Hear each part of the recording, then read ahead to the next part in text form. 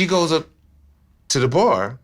A girl almost sits on my lap. Like, I'm talking about 4 steps away from me, girl sits down on my lap. I didn't even get like 5 feet away. It was like, crazy. Like, I was just like, oh, hey, Ephraim. So we talking. And she's sitting here. Renece is at the bar, and I'm like, yeah, girl, what watching you doing? from a distance. Like, what's going on? Yeah, it's all right. Like, yeah. I'm like this. I'm like, yeah, girl, what's going on? What's happening? Yes. She comes back. She sits down. Hey, I'm Renece. And I was just like, oh, she wasn't tripping? None of that. And I was like, well, that's attractive. The girl gets and believes. I'm like, you okay? She's like, I'm not worried about that girl. And I was like, well, that's different.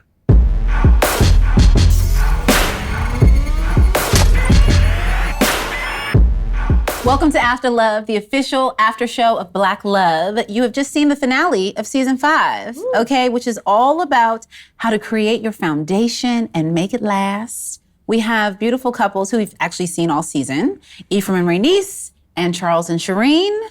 And I really want to start with one line. okay, here we go. If you think your partner doesn't have urges, you tripping. Hot takes. Hot takes. But accurate. Yeah.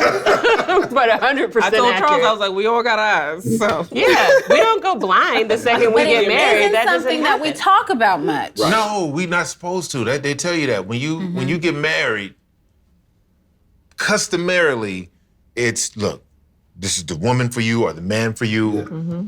You only have eyes for them.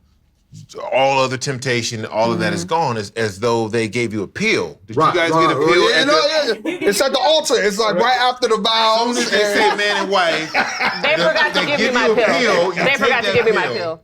And it's no other temptation or urges. Yeah. That's not reality. Mm-hmm.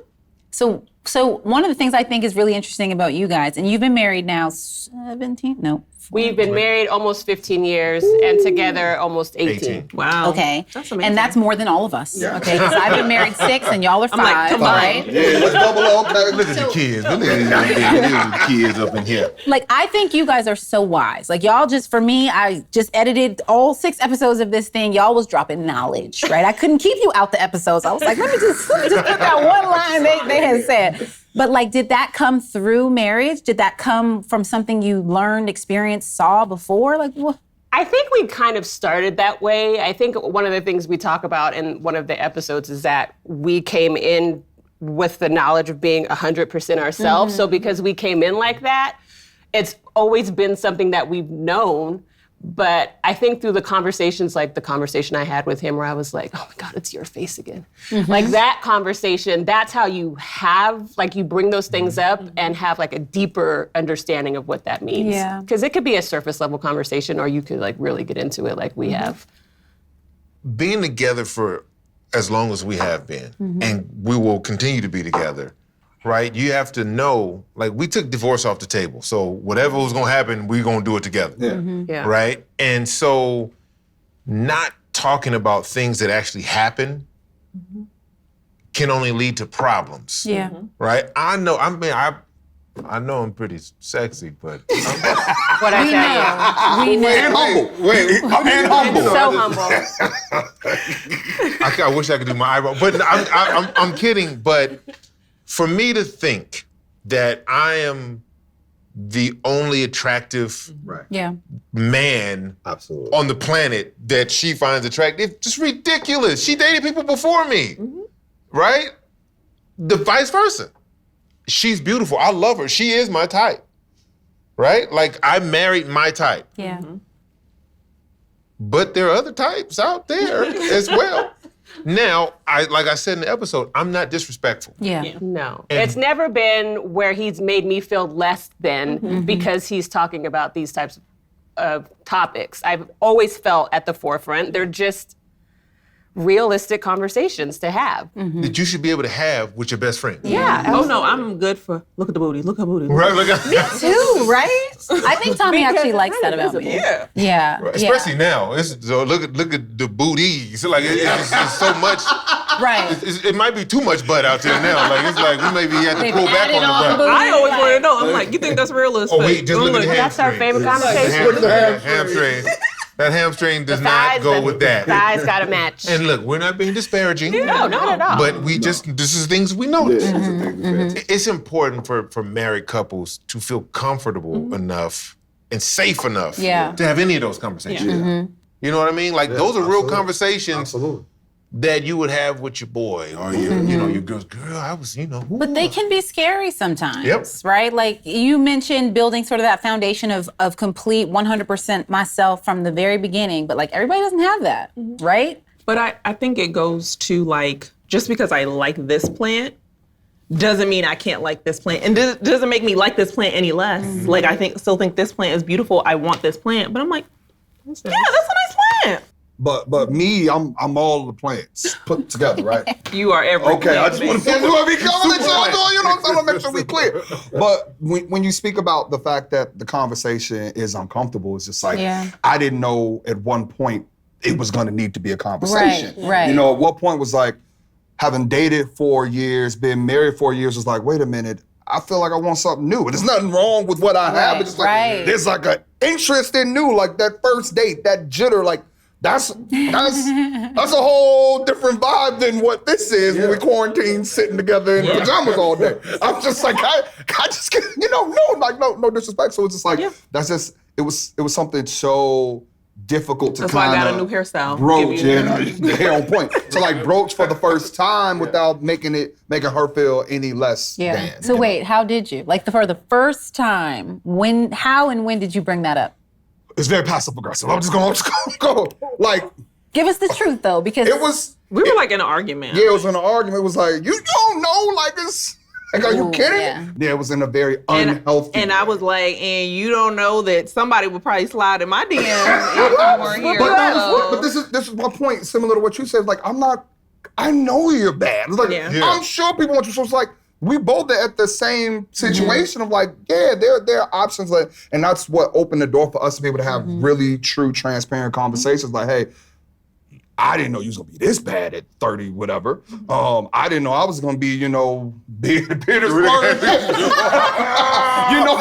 at 33. They're the same. And it's like the wanting of newness or saying something. Oh, that's kind of intriguing. Maybe I should, stay. And it's like, hey, let's talk about it. Let's be real human beings. Like at the crux of the marriage are two individuals, and if we're gonna make it work, we gotta And the evolution of what you've said about, like, there's a lot of things that have happened for you recently. So there's more attention that you're having professionally. We struggled together. That's it. Like, we met, we were struggling, oodles and noodles struggling, like. I don't eat no noodles now, but no. But I mean, we were we were definitely struggling. Naked, right? And so it's just like now we have like access. To a lot of things that we did not have access to before. So it's just like with access comes more temptation. Like, let's be real. And, sometimes you gotta have a conversation. But I also think even in that conversation, he wasn't, I didn't, even in the argument, it wasn't like, I'm gonna go out and do this. He's like, I love you and I don't wanna do this. So like, how do we fix this? Like, cause I don't wanna go too far and step out. So I heard that too. It was just like, I didn't just hear the one half of it that like, I want to step out. It was just like, I don't want to. So like, we got to fix it so we can get back to like loving each other. Yeah, and you have to see the conversation all the way through. Like if you only hear the first part, like I remember I wasn't the first one to say anything like that. I remember one time he told me it was hard to stay faithful. Yeah. And I was like, wait, what? Have you seen me? What does that even mean? Like, I appreciate you telling me, but I'm gonna need you to explain to me what that means. Like, it's hard for you to stay faithful. Well, I didn't say it like that. What I said was temptation. It's hard. Well, he wasn't saying like, I'm crazy and I'm having a hard time staying faithful with you. His point was, I am tempted and I'm making a concerted effort to not go down that road. Which sounds wrong when you first hear it. Like I took it some type of way, but when we had the conversation the whole way through, it was like, but you are the type of person that I'm purposely trying to stay away from that for. Like I'm making it my mission to not do that. If I didn't care, Right? So we were the opposite of you guys. I had been in the league for 6 years. She was on tour with Beyonce. Oh, wow. Right? So you have two people at peak hotness at the time And so it was like, temptation was everywhere. The first time we went outside of the first time we met, we went to one of my teammates' all-white parties, right? We sitting there. Black she people gets love up. all white. I know, right? We look good in it. Crazy, man. We look good. Linen, all kinds of food. She goes up to the bar. A girl almost sits on my lap. Like, I'm talking about 4 steps away from me. Girl sits down on my lap. I didn't even get like 5 feet away. It was like, crazy. Like I was just like, oh, hey, so we talking. And she's sitting here. Renece is at the bar, and I'm like, yeah, girl, what watching you doing? from a Hey, distance. Like, what's going on? Yeah, it's all right. Like, yeah. I'm like this. I'm like, yeah, girl, what's going on? What's happening? Yes. Hey. She comes back. She sits down. Hey, I'm Renece. Boom, boom. And I was just like, oh, she wasn't tripping. None of that. And I was like, well, that's attractive. The girl gets and believes. I'm like, you okay? She's like, I'm not worried about that girl. And I was like, well, that's different. Yeah. well, because it's not up to me. It's up to him to change that. Like, I'm coming into your world where that is a constant thing. I can't fight every girl that comes to talk to you, nor do I have the desire to do that. right. I'm not gonna do that. So that's on you. If someone comes up to you and starts being disrespectful to me in some type of way, you take care of that. Yeah. And if you don't take care of it, now we have a problem. But you need to take care of that. And that's a learning thing for me. I wasn't used to that. Like so I was used to the girl like, oh, who was that? And what's she doing? And oh, she was cool, calm, and it made me see her differently. Like I was like, oh, I already knew she was special. Yeah. And the one thing I told her the night we met was, I don't drink, I don't smoke. My only vice is women. Yeah, Right? that's what he told me the night we met. What advice? And I was just like, I'm a people person. Like and I said, and I don't want to sound like a douchebag. Well, he just was letting me know that there was a lot of people that he knew when we went out. Yeah. So don't be surprised if someone approaches us or anything like that. But that was also another like, most of the time I didn't say anything, but 1 or 2 times I have to be like, you need to take boundaries. Because I'm me, You right? need to set some boundaries. Personality. We extroverts. So somebody will come up and be like, hey, Ephraim. I'm like, hey, how you doing? This is my girl. This is Renece. Boom, boom, boom. And then she'd be like, oh, okay, just Call me later. and I'd be like, okay, see you later. Right, like, not that. Look at this. Look. See, look at this. Look. Yeah, for sure. Yeah. Yikes. So let me let her get a little like distance from us, and then be like, Like, you can call her. I'm like, no, you I don't need didn't to mean go it. tell Let's her. call her. Like I said, I didn't mean it like that. It's just like in passing, right? I see you later. Okay, I'll see you later. I call you later. Okay, cool. It wasn't like No. I'm When women say call, it's a very direct. Yeah. Well, I had to learn that, okay? I was in my 20s. I learned. I learned to what I take hear, that. right? And I love the fact that that's y'all's foundation. That's 18 years ago, and nothing's really changed. It's set the tone for like your ability to communicate, your ability to trust each other. Okay, so this episode's all about making it the long haul, right? And you guys are in it for a small part, but it's a very important part, to me, of your journey, right? You're newish parents, right? And you were talking about connecting, despite baby being in the bed. That's funny. He was like, I can connect. Listen. That was so funny. I'm sorry. Get your question. I'm saying you can't connect. I'm connecting all. Listen, we've talked about Well, this. we're all over the place at that point. I can't even see straight, and you're trying to rub up on my leg. I'm like, So this is all about, making it the long haul. So outside of just that, right, juggling your son and your connection, what did you guys either learn from that episode, or what do you think are the keys for you two making it the long haul? So someone said in that episode, I think it was Chance, like, people ask couples like who've been married a long time, like, what's the secret? And it's like communication. And he was like, no, it's like the patience in communication. And I think for me personally, like, I had to learn that because I'm like, you mad? Talk. What's the matter? Talk to me. Yep. And sometimes I'm just like, okay, he's mad. He'll tell me.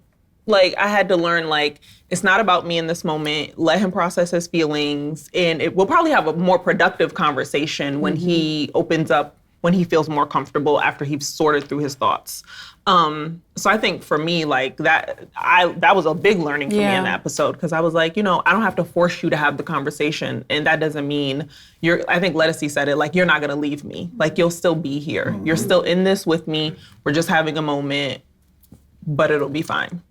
Yeah, and it's interesting that you mentioned that Lettucey piece, because I agree with you. That I felt I saw that's a take right there, like knowing when to communicate. And I wasn't great at communication. I'm great at talking, but I'm not great at communicating. The more you guys talk, the more I realize you guys are like I say a whole bunch person. of nothing, and then the therapist will break it down. So what you're really trying to say is you just want to say that she appreciates you. I'm like, maybe you're right. Maybe that's all I want. But when they had their Lettucey and her husband had their thing, and she was like, I just wanted, when he said I'll be back, it was just like, that to me was just like, okay, like sometimes you just need some time. And we went through a crazy quarantine, spending all day together. I throw events, so in a given year, I spend maybe 15 weekends on the road. I'm coming back, but I'm just like, oh wait, and that just makes me miss you. And I'm like, oh my God, babe, I'm so tired. I'm drunk in the club. I just want to get home. And we built, connection through me coming back in on the first flight back and being able to spend a day with her, right? But I'm like, I don't miss you. I'm like, and it's not offensive when I'm saying, hey, I just want to spend a couple days, a couple hours like away from you. Like, why don't you go? And she, she was like upset with me recently. Because I was like, hey, like go find friends to go hang out with. I'll keep the kid. Like she was like, well, you don't want to hang out with me? I said, no, I want to hang out with you, but we need just some time away. You know what I'm saying? But and even in the being away, it's not me not wanting to be with you. Yeah. It's just like, I just need some time, but I'm going to come back. It's just going to make me want to be back. And now when I go out, I don't want to be out anywhere. I'm like, damn it, I should have just stayed at home. But it gave me an opportunity to like mission. Like, hey, no matter what. Feel that. Exactly. I'm going to come back. Yeah, this year has been hard. And we had to go through that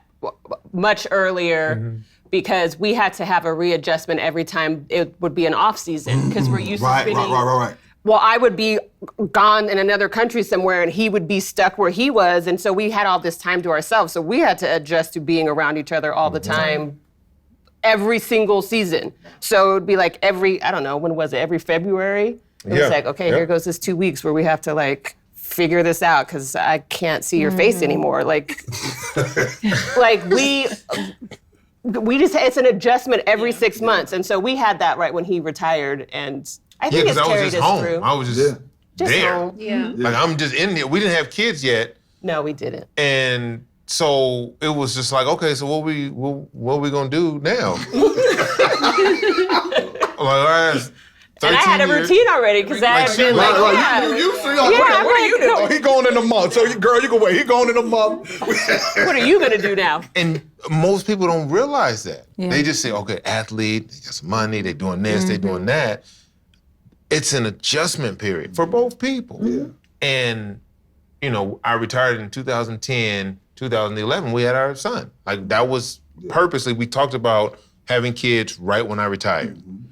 And then you throw a child in the mix, right? I'm no longer playing. I got a brand new baby, new job, new this, all of these things packaged in one. And you gotta relearn your partner, right? Because things change. Once you guys have the baby, once the baby comes, it's different, and people aren't prepared for that. Yeah. Absolutely. Right? Like, emotions are high on both parts. I'm trying to do too much. I can't, what you need? Like, she like, I just want to walk to the bathroom by myself. Leave me alone, right? But I'm hyper-focused because I've seen the reason we wanted to have kids after I retired was I've seen what professional sports can do to families. Yeah. That's devastating. Yeah. And I never wanted to do that. Yeah. I just wanted to focus on her. And God bless this woman. She traveled all over the country from team to team. And well, you know about that. Yeah. Traveling behind and all the things that you sacrificed to do that. And I can't even, did you guys have your child already when you, I was 8 months pregnant. 8 months pregnant. So I want to bring that up because last week on Give and Take was the episode.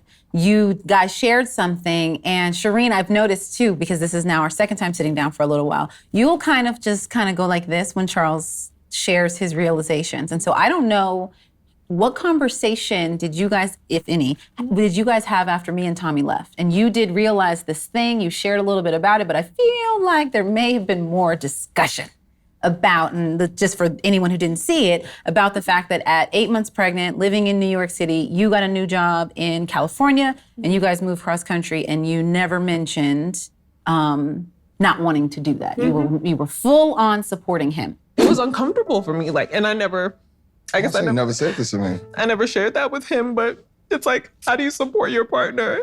And why are you doing this? Why are you doing this? That's crazy. Yeah, I mean, I just took it as I'm married, so I'm a unit now, right? And what's good for the goose is good for the gander. So it's not about me. This is gonna help propel him in his career, and it's gonna make him happy.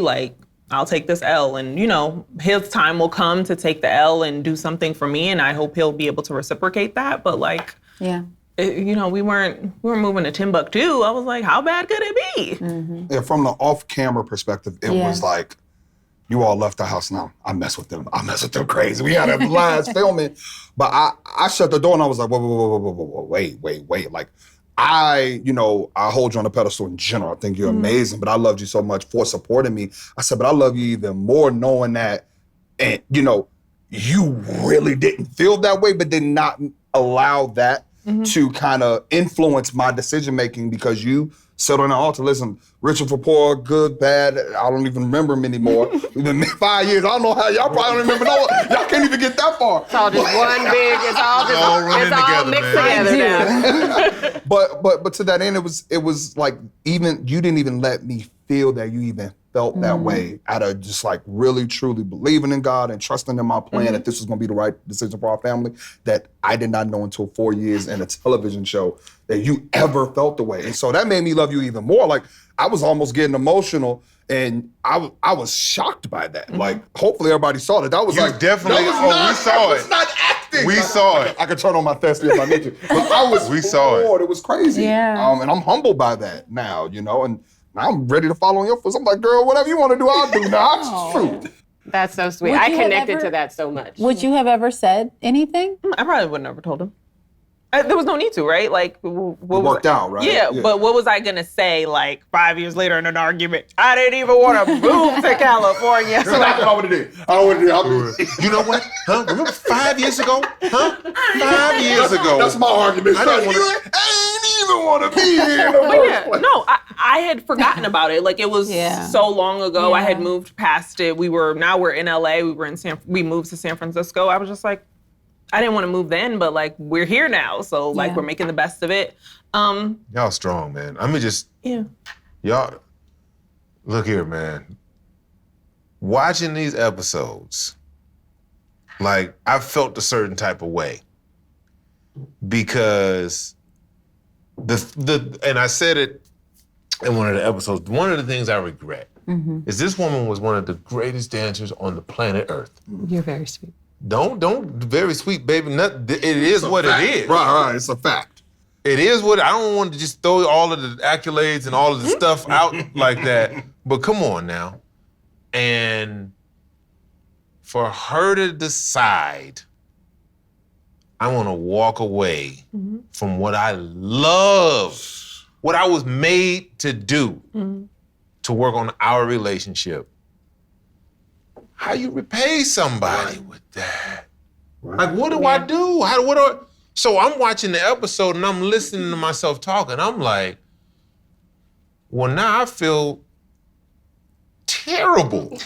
Well, wait a minute. That make it sound like it's my fault for You did this to us. You came into our happy home. Let's be clear. We buried all of this. Okay? If we hadn't talked, then she would have never shared, and then That's you true. wouldn't. So we did good over there. Well, you came and messed our stuff up. Just one. No, you didn't. But you did. I connected to it so much, and we talk about it all the time, that I don't know why we feel like we always have to be the one to do it silently. Like we always have to do it silently. And I don't know about you, but when I was going through that, I felt like, oh, I'm not trying to rain on his parade. So I will suffer in silence so he can thrive. And I don't know what it is about women that we have to do that, but I feel like that's very common. Yeah. It's very common. I don't think we're the only ones with that story. And I relate, you know what I'm saying? But I'm just saying that like, it's so common to hear women at any stage, right? A lot of times it has to do with motherhood. We don't ask for help, you know what I mean? We don't say when we're struggling. And so now really listening with different ears, it's like in marriage too, it's kind of like we just be like, okay.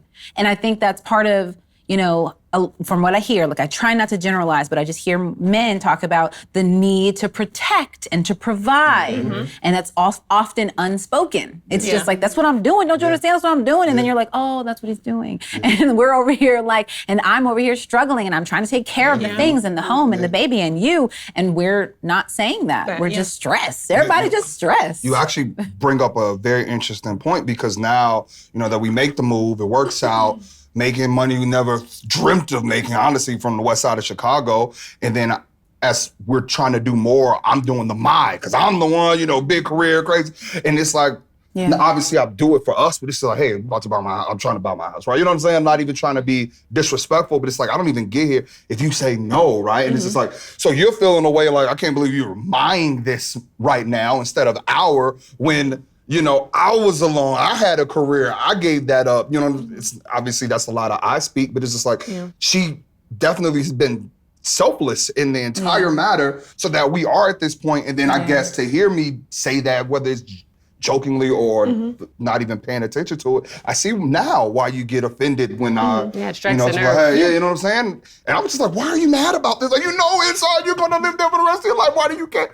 And now I see why. This is actually super helpful. Yeah, I gotta give it to you. Are you okay? Yeah. Oh, yeah. People get paid good money to get Good money. People get paid good money to pull that out now. All right, well, you know, I think we should just wrap it up there. Okay, And the we're keys empty. to a happy marriage are to spend time with me. Allow me to ask questions and, you know, things will be uncovered and you will grow more appreciative of your partner and the love that you share. That's the key. Thank you all for being Thank a you. part of Yes, both Black Love absolutely. and After Love and sharing Thank your you for having vulnerability. This thing would not exist without y'all. Okay, that's why we do it. And thank y'all for watching. It means you already have the Black Love Plus app. Also follow us on our socials and follow all of these beautiful people. I mean, if they're not private and stuff, 'cause I know you know. I'm trying to hide in the woods. I know. Thank you guys so much. Thank Seriously. you. Thank Pleasure. you. Absolutely. Cheers. Cheers. We didn't even cheers before we started. Bye.